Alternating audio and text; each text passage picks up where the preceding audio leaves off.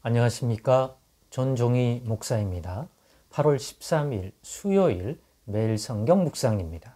스가랴 8장 1절로 13절입니다.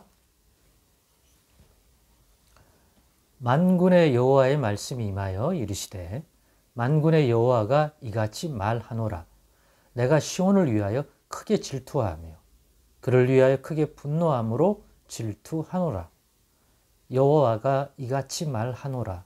내가 시온에 돌아와 예루살렘 가운데에 거하리니 예루살렘은 진리의 성읍이라 일컫겠고 만군의 여호와의 산은 성산이라 일컫게 되리라.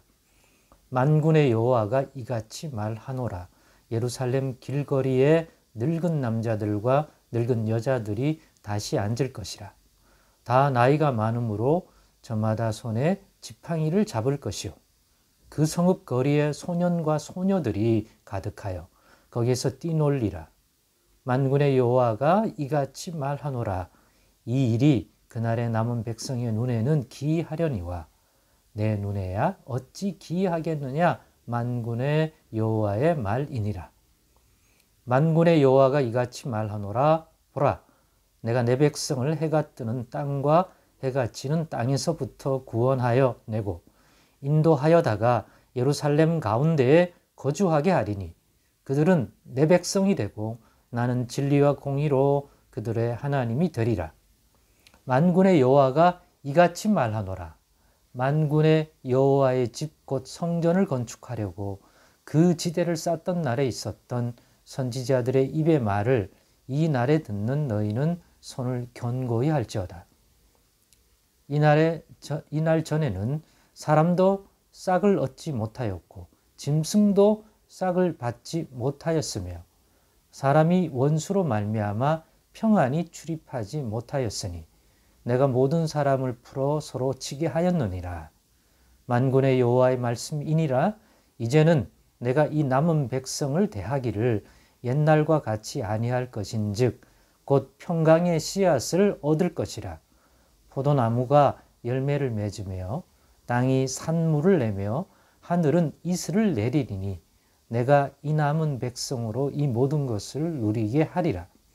유다 족속아 이스라엘 족속아 너희가 이방인 가운데에서 저주가 되었었으나 이제는 내가 너희를 구원하여 너희가 복이 되게 하리니 두려워하지 말지니라. 손을 견고히 할지니라. 아멘. 네, 오늘은 사람의 눈에는 기이하지만 하나님 눈에는 아닌 예루살렘 회복이라는 제목으로 묵상 나눔을 갖겠습니다. 제목처럼 오늘 본문의 이 스가랴 본문의 말씀을 통하여 깨닫게 되고 묵상하게 된 내용은 우리 눈에 기이하지만 하나님 눈에는 전혀 기이하지 않는 그런 것이 시온, 곧 하나님이 거하시는 장소로서의 또 하나님의 백성들이 하나님의 다스림을 받는 하나님의 통치가 이루어지는 성읍으로서의 시온, 곧 예루살렘, 시온으로서의 예루살렘 회복이 그와 같은 특징을 가지게 됨을 알려주고 있습니다. 그러니까 시온으로서의 예루살렘 성읍이 다시 회복되면 그 회복을 본 사람들은 또 백성들은 그게 기이하다는 거예요. 어떤 의미에서 기이하냐?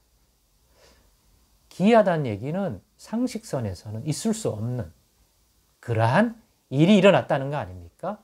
그런 현상이라는 거 아닙니까? 왜죠? 완전히 멸망받았고 그래서 무너졌고 폐허가 되었기 때문에 사람이 더 이상 살 수 없는 그러한 곳이 되었단 말이에요. 야생동물들이 거주하고 또 풀이 나고 그러다 보니 사람의 손길이 닿지 않는 그런 곳이기 때문에 사람이 살 수 있는 어떤 기반시설이나 이런 것들이 없기 때문에 또 그것들을 다시 무너지기 전처럼 만들 수 있느냐? 이스라엘 백성이 불가능하다.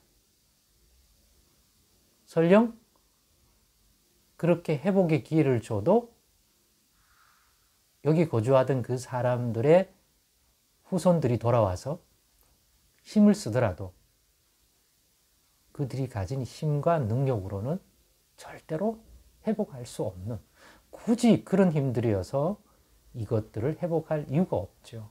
주변에 이보다 환경적으로나 여건이 나은 성읍이 있다면 거기 그냥 거주해서 그 에너지 갖고 하면 그 성읍이 더 좋아지고 발전할 것 아닙니까? 그러니 굳이 모든 면에서 이 폐허가 된 이 예루살렘을 회복시킬 이유는 없다는 거죠. 너무 힘이 많이 드니까.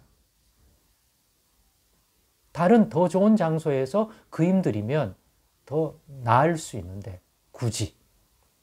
그런데 이 스가랴 시대 성전 재건의 예루살렘에 돌아와 성전 재건에 힘쓰고 있는 스룹바벨과 여호수아 제사장이 이끄는 이 백성들에게 힘을 주고자 이 스가랴 선지자를 통해서 하나님이 주신 말씀이다. 또 환상이라고 얘기했잖아요. 힘을 내라.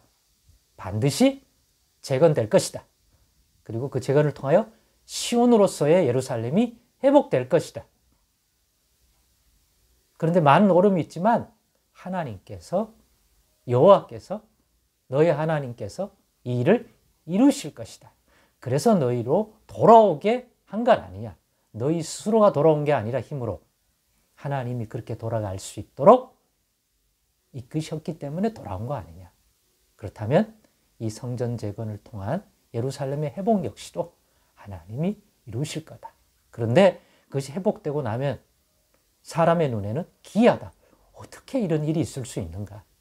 이 폐허가 되고 무너졌고 사람이 살 수 없는 이곳이 어떻게 하다 이런 것이 이런 성읍으로 회복될 수 있는가?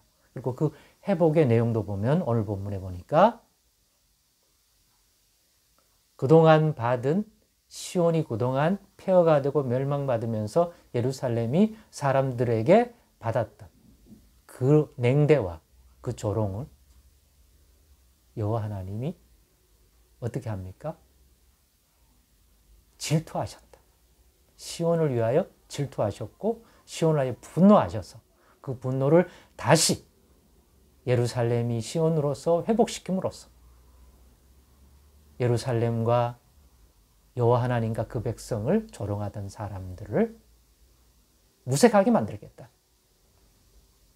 그래서 시온을 위하여 하나님이 다시 이 일을 행하는데 회복시켜서 예루살렘이 시온으로서의 모습을 회복하면 진리의 성읍과 성산으로 불리게 될 것이다. 둘째는 사람들이 장수를 누리는 성읍으로 바뀌어서 생명을 누리는 곳으로서 많은 노인들이 거주하는 곳이 될 것이다. 동시에 청소년과 젊은이들이 넘치는 성읍도 될 것이다. 그러니까 모든 생명이 장수하고 또 새롭게 태어나서 자라는 젊은 세대도 풍성함을 보게 되는 그런 역동적이고 살아있는 그런 성읍이 되게 회복시킬 것이라는 거죠. 그런데 사람들은 이게 기이한 거예요. 절대로 사람의 능력과 힘으로는 이런 일을 이 폐허가 된 예루살렘에 할 사람도 없고 하려고 하는 사람도 없고 그걸 해낼 사람도 없기 때문에 그 결과를 보고 사람들이 다 그렇게 기이하다고 할 것이라는 거죠. 그렇습니다. 그런 회복을 주실 거랍니다. 시온을 위해, 하나님의 백성을 위해. 그렇다면 예수님을 통해 이루어지시는 회복도 그렇지 않을까요? 본질적으로. 즉 우리 하나님의 손길로 인한, 이런 우리 하나님의 손길로 인한 그러한 회복, 우리도 기대할 수 있지 않을까요? 손을 견고히 하라고 그랬습니다. 우리도 이 믿음을 견고히 하고 하나님이 주실 회복을 소망하고 믿음으로 바라볼 수 있기를 원합니다. 우리 자신의 인간적인 생각과 주변의 사람들을 속에는 그 일이 어떻게 일어날 수 있어? 너희들이 어떻게 그런 일을 행할 능력과 지혜가 있고 그런 여건과 환경이야. 누가 그 일을 하겠어? 이미 멸망받아 사람이 살 수 없는 성읍에 누가 그런 일을 하겠어? 또 한들 그렇게 회복이 되겠어? 그래서 회복된 모습을 보면 모두가 기이하게 여기는 거예요. 그런데 사람의 눈에는 기이하지만 우리 하나님 눈에도 그 일이 기이하겠냐? 우리 하나님이 능히 하실 수 있는 일이다. 예수 그리스도 안에서 우리를 향한 하나님의 치유와 회복의 손길도 그와 같이 사람의 눈에는 기이하지만 하나님의 눈에는 그렇지 않은 것입니다. 그러니 예수 안에서 이러한 회복, 오늘도 믿고 또 하나님의 약속을 붙들고 바라보는 우리의 이 인생의 믿음으로의 삶의 손을 우리도 견고히 하고 오늘을 살아가십시다. 그 믿음 달라하십시다. 그리고 그 회복 누리는 자들이 되십시다. 기도하겠습니다.